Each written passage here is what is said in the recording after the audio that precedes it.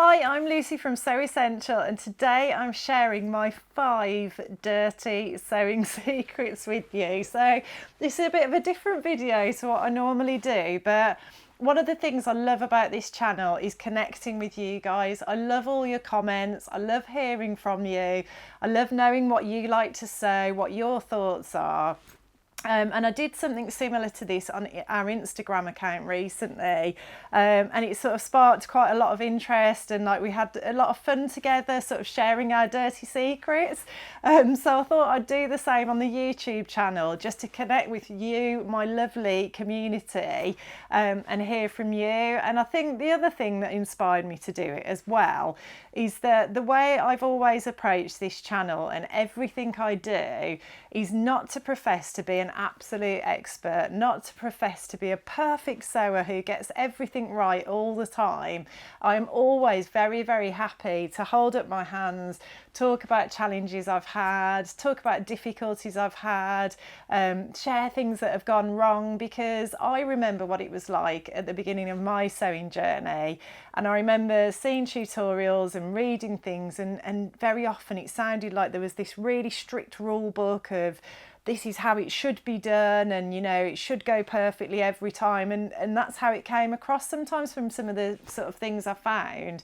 And the reality is that is just not the case, whether you've been sewing for a very short space of time or whether you've been sewing for years. Stuff goes wrong all the time. We cut corners, we do naughty little things that perhaps make our life easier, or because we're in a rush and we just want to like enjoy the sewing, you know.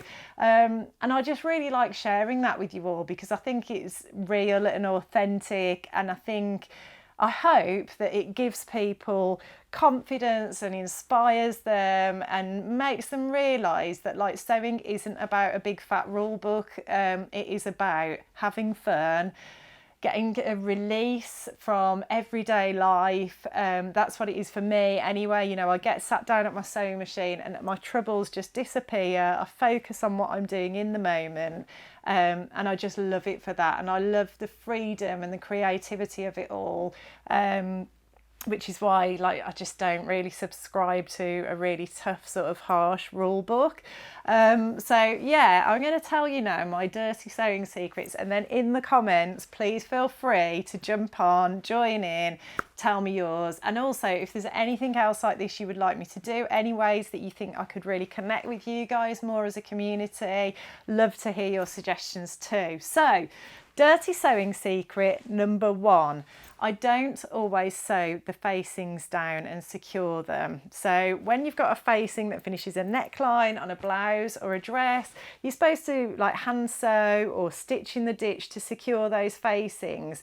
And very often I skip that step, and I don't know what it is or why I do it. I've gone to all the trouble of creating this beautiful dress or blouse, and there's one tiny little step that is just literally a couple of simple hand stitches, and I just think, oh, I'll do that later, and then I never get round to it.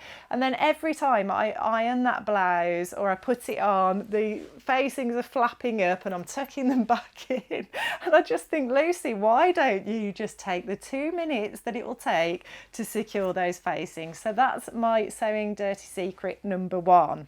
Sewing dirty secret number 2 is that sometimes I sew over pins, and we're really not supposed to do that because it can break your needle, it's not good for your machine. But I am often just so enthused by my sewing, or if I'm sewing something that's quite tricky and I've like pinned the fabric meticulously and I don't want it to move anywhere, I sort of take that chance and play like chicken with the needle, and I just sew over those pins anyway, which, you know, I would never recommend that you do, but I do that. So holding my hand up and admitting to that one. The next sewing dirty secret I want to share with you is that very often in my haste to cut out a pattern, I don't make all the markings on the pattern. I, you know, might forget to mark the darts on there. I might miss some of the notches. You know, I just don't want to do the cutting out stage. I just want to get to the fun sewing bit, and I just like skip some of those things. And then all that means is that I then, halfway through the project, have to start getting pattern pieces out, putting them back on the fabric, you know, taking the seam allowance into account. If I've already sewn one of the seams, I might have to fold a bit of the paper pattern back to line it all up and work out where the notches should be, or the, you know, the different markings. So yeah, I don't know why I do that one either. It's just impatience and excitement taking over, much like the facing scenario. So that's another one I wanted to share with you.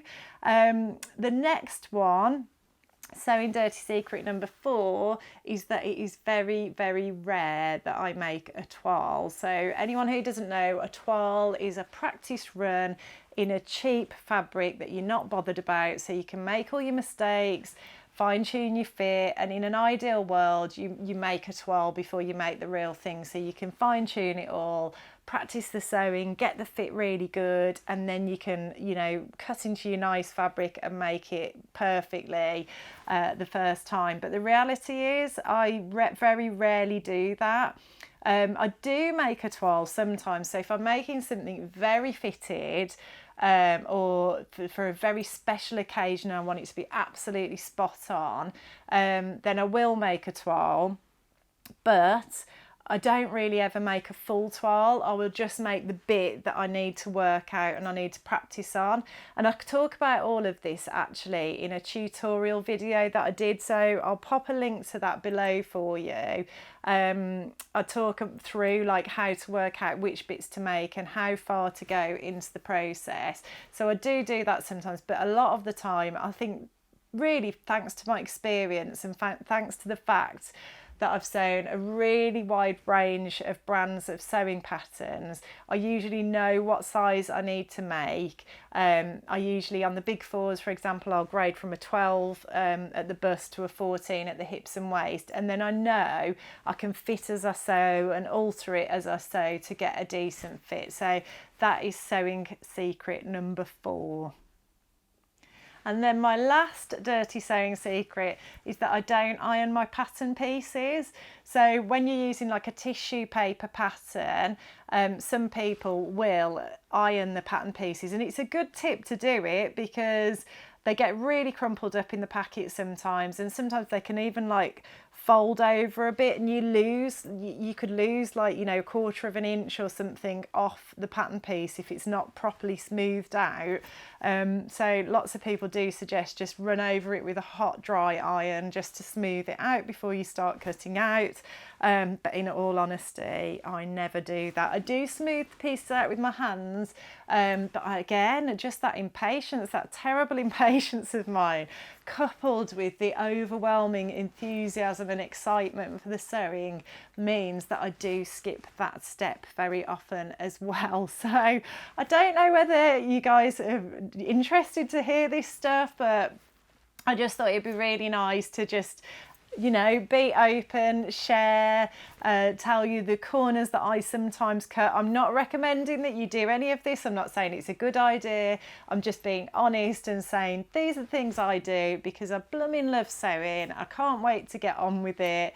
And usually, touch wood, despite all of those things, usually most things I make turn out really well and I wear them an awful lot. So, you know, I'm sure there'll be some sort of some advisors out there that would sort of shake their finger at me, but I just thought it'd be fun to be real about things. And as I said at the start of the video, really interested for you to join in and share your little secrets. What things do you avoid or cut out? You know, what corners do you cut, if any? Or are you somebody who likes to stick to the sort of guidance and do things properly? Tell me in the comments. I'd love to hear from you. And equally, if you can think of other ways that we can engage and join together as a community and share, please do put that in the comments too, because I'd love to hear from you. So thanks for watching, everybody. If you like what you see today, please like and subscribe, and I'll look forward to seeing you next time.